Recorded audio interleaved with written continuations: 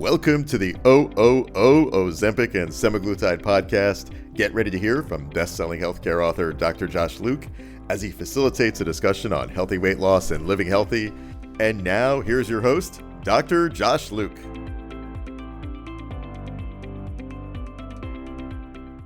Hey folks, welcome back to the OOO Ozempic and Semaglutide podcast. I have a good friend of mine on the show today, and it's going to be one of the first guests we have who's just going to talk about her journey. And what I like about, one of the many things I like about Jen, she's one of the funnest people I know, is she kind of did the same thing my wife and I did, which is as soon as she became an empty nester, she said, I need to make some changes, and I'm going to start with just a healthy weight that I want to be at now that I'm not, in mom mode all the time. So welcome Jen Brandenburg from Corona and now Lake Havasu City to the show. Jen, how you doing? Good. Yeah. Good. I'm excited. All right, cool. So Jen, tell us, for starters, when did you start doing the injections?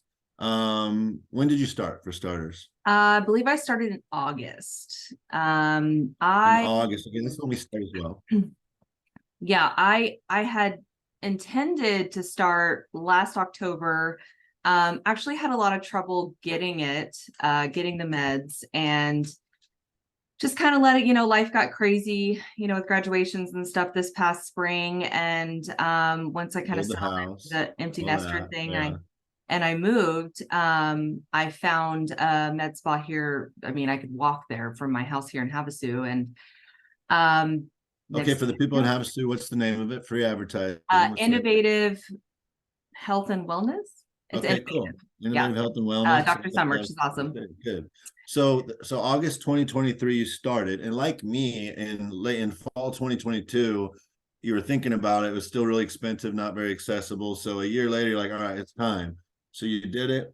Do you mind me asking how much you pay at that clinic per month? I do buy in bulk. I bought a 6-month supply, and I believe it worked out to be about $330 a month. Okay, yeah, and that's pretty comparable. Yeah, I get shots every Monday. And I mean, when I initially started out, it was going to be $1,000 a month, which I was willing to pay. It was just I couldn't get my hands on it.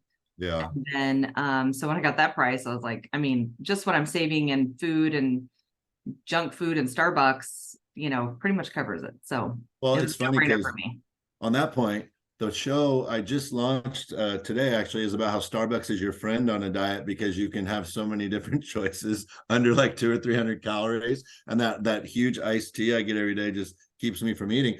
But what you said, that Walmart and Oreo cookies just came out and said our profits are down because of Ozempic and the semaglutide injections. I believe it. Yeah, for me it was just the empty calories, and I guess I just didn't think about Starbucks as much once I got on the shot. And I was so food driven. I ate breakfast and I was already thinking about lunch, and I just attained it that I was a foodie. But in reality, after I learned more about the science, I realized it's like my brain never shut off, and it was just constant cravings. And now I obviously can see the difference and realize what it really was. I was just completely over. So are you no longer hungry right after breakfast? No, I don't want to say. I guess I just feel so normal now. It hasn't, in the beginning, it was never hard for me, but I also it was important to me. I had 50 pounds to lose, and I'm in my 40s now, and I was really worried about how my skin was going to look if I lost weight too fast. And I was really worried about feeling sick. So I started at a very low dosage, and the beginning I felt different, but I never felt hungry. I don't know. I guess I just didn't think about food as much. I try to explain it to people. I'm like, I just didn't think about it. My husband was really worried about me not eating enough, and I don't feel like I ever got to that point. I think some people have had that, and where they just have to make themselves eat.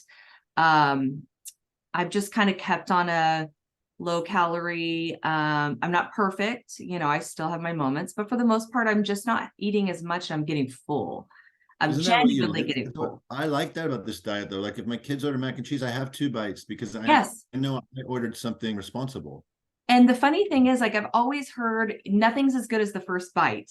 And it's funny because now I will have a few bites and I'm just like, okay, I'm done. I'm not So hungry let's talk anymore. about that. Let's talk about that because I find that that's totally true at dinner. At dinner, if like I'm like 4 bites in, I'm staring at my food, and I'd heard that from my doctor. That's what he had told me. He'd heard from a lot of his patients when I started. So are you hungrier? Do you find at lunch or at dinner? I probably breakfast, but I'm kind of a breakfast person. It's hard to say. My schedule is not normal. I'm a general contractor, so I am all over the place. So sometimes, I start with a protein shake every morning. I love my protein shake, and I will honestly drink on that until 11. Yeah, it's perfect. It's Make it just in the last. truck, and then as I'm in and out of the truck, I have some, and then I will have a light lunch, and then I'm here alone a lot. My husband travels, so I a lot of times have what I call girl dinner. So Yeah. it's kind of just, leftovers or, maybe some yogurt, an apple. I love an apple at night. I don't, for some reason, apple with peanut butter, just something that just kind of, I'm just not super hungry, but I know I need to eat something. And a lot So of times I will notice if it's more my energy level might kind of drop, and then I'm like, yeah, oh, I have not eaten. I need to eat. yeah. Really, conscious of that. But yeah, other than that, Interesting. Yeah, I have found that I used to intermittent fast. I don't do that on this diet for the same reason that your hubby said. I want to make sure my body's getting nutrition and protein. If I do have a hungrier time of day, it's because some days I tell myself, "Oh, I'm going to skip lunch," even though I know I shouldn't. I don't. It's just my brain trying to like, let's win this over.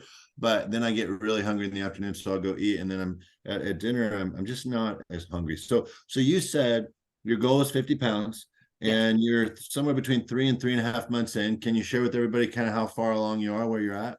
I fluctuate a little bit. I'm probably high 20s, Okay. maybe a little under 30 pounds down. Okay, so yeah, so 10 pounds. My wife and I are at 9 pounds a month on average. And I love that you said fluctuate because I was just talking to a dietitian today and I said, look, what we're doing is trying to make a lifestyle change for the long term as as I go into my early 50s and I was Sorry. having trouble sleeping. I was having trouble snoring worse. I was having lower back pain. I was getting leg numbness. And I just said, I need to lose weight and keep it off. I need to make a lifestyle change. I want to have a healthy breakfast with oatmeal and berries. I don't want to go on these binge diets anymore. And so I think it's natural, especially Jen, because you and I socialize together with our families. We're gonna go have a couple cocktails on the weekend and maybe have like last week on Havasu, we went to a sports bar and it was a good meal, but it was kind of a cheap meal. But everybody survived. On Monday morning, maybe you're up 2 or 3 pounds, but by Wednesday you're back down under. So I think that's a normal lifestyle. That's real life, and that's what I really like about this diet. We're not binging. And that's exactly where I had struggled in the past with different diets is I felt like I was punishing myself all the time. And if I cheated, I was mad at myself. And honestly, it was really a mental health thing. And I would end up stopping because I do love food. I mean, we went out to dinner. I had, a couple cocktails and I had a chicken Caesar salad and I was good. I didn't even eat the whole thing, but, That's right. enjoyed Yeah. myself. And, um, that was really important to me because like you said, we are very social. And a lot of our social is, eating out and It's in Lake Havasu. If you have not been there, yes, I swear I'm from North Orange County, and there's like 6 better restaurants in Lake Havasu City, Arizona, than there is in my hometown, and it drives me nuts. But when I go to Havasu, I just eat, just like Jen said. absolutely. But that saying that for me, it wasn't necessarily what I was choosing to eat. I was a clean plate club person. So Yeah. Okay. if I got a plate of food, I was eating all of it. And so with this, I just I have a stop. It's like, okay, you're full. Why are you still eating? And it's like, oh yeah, I'm good. I'm good. I enjoyed my meal and I don't need to eat the whole plate. And I just pushed it over to one of my adult sons if they're with me and Yeah. I'm good. And And one of those adult sons won the Lake Havasu Polar Bear Swim yes, across the channel last week he, at the he was Christmas a local celebration. legend that night, wasn't he? Right. That's right. Speedo and all in December. I was very Yep, impressed. he's your namesake. So He's Josh. yeah, there you go. That was So super fun. so what have you found to be the absolute hardest thing? The diets are not easy, and we're not trying to make it on the show sound easy because I've had a couple days recently where I'm like, man, I'm just kind of hungry. But what's been the hardest thing for you? I think in the beginning, my energy levels. my energy level dropped quite a bit, and I was just so tired, and so what I did is I actually added B12 shot every week. So when I get my shot, I get B12. And I've done that as well. I'm glad you suggested that. I do and water intake has been huge. I mean, my body was adjusting, and I was a big sugar and carb eater. And so, I was burning that as fuel, and now my body doesn't have that. So I just essentially was retraining my body, and I don't really have that issue anymore. I would say that was probably the first month, maybe 6 weeks, but even then it wasn't all the time. It was just, I just needed a nap every afternoon, and, that went away. And like I said, I stayed on top of the B12 shots, and that helped tremendously. And my water intake was very big. Are you feeling any of the other health benefits? Like, I can tell I'm not snoring as bad. I am sleeping better. My lower back pain's minimized. So are you feeling any of those kind of residual benefits? Yes, absolutely. I am in a somewhat physical job. I mean, not really. Yeah, you heard it right, folks. She is a general contractor. So yeah, you heard that correctly. Most of the time my guys do the heavy lifting, but I do have to do a lot of materials. And it was to the point where, like, I could not get things in the back of my truck. And then now the guys are even noticing that my energy level is just so much better, and I'm lighter on my feet, and stronger, in the sense that I'm not carrying around the extra 30 pounds. So, I'm able to just do more. I'm not out of breath all the time. And I really haven't hit the gym yet. That has been my goal, is to eventually get back to the gym. And I've just been so busy, I haven't, had time. But that is the goal. And I think that I feel better at the gym. My pants fit better. And so yeah. So one of my final questions was going to be about tips, but you've already mentioned water intake being critical for you. You've also mentioned the B12 shot was helpful, and I did pay extra for a month just to get that B12 too, because I'm working and want to make sure I have the right energy at work. Are there any other tips you would offer people? I think for me, I was really worried about feeling sick because of my job, and I'm kind of a wimp, and I just was like, I just don't want to feel bad all the time. So for me, I think if anyone's worried about that, or maybe they're a little unsure to jump in, I would suggest staying on a low dosage. I started at the lowest. I stayed at the lowest for the first 6 weeks, maybe 2 months. Obviously the weight loss, doesn't happen as fast, but I feel like it gave my body a chance to adjust. And then it was like, once I bumped up a little bit, I would see the weight, would start to kind of come off a little bit more. And I've been really adamant about, just very slow. Like you had mentioned earlier about how long are you going to stay on it? I had the intention of doing 6 months. Now I'm going to stay on it for at least a year. Whether I hit my goal, if I hit my goal in 2 months, I'm going to stay on it. And just kind of as a maintenance. I just like the science behind it.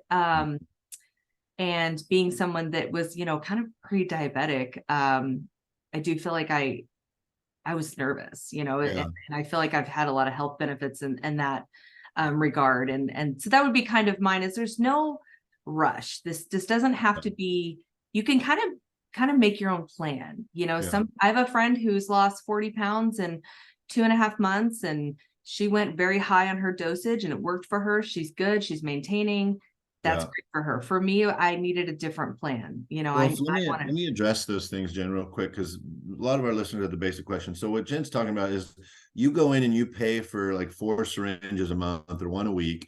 And what they do the first 2 weeks at most clinics is, first of all, guys, always call your doctor or a doctor first. Just get their input. So you in your head. So I've spoken to a doctor. Most clinics are going to require you, all of them, or should require you to meet with a nurse practitioner before they inject you anyway. Blood work. But that said, if you have a doctor that you know and trust, call them.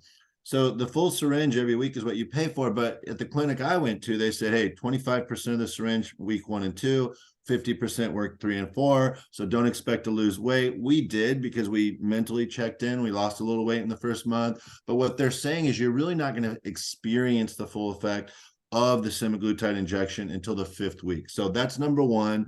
Be prepared. Guess what? I lost 9 pounds in the first month. I lost 9 pounds the second month. So because I just said, hey, I'm going to pretend like in my brain, I'm already doing it. So that's number one. Number two, I think if you haven't listened to the episodes with the dietitian from the Cleveland Clinic and the Today Show, Kristen Kirkpatrick, she really talked about how her clients are planning on doing it for life. And you heard Jen say right now it's 1 year. The good news is all of the research coming out, when I say all, about 90% of it is positive to date.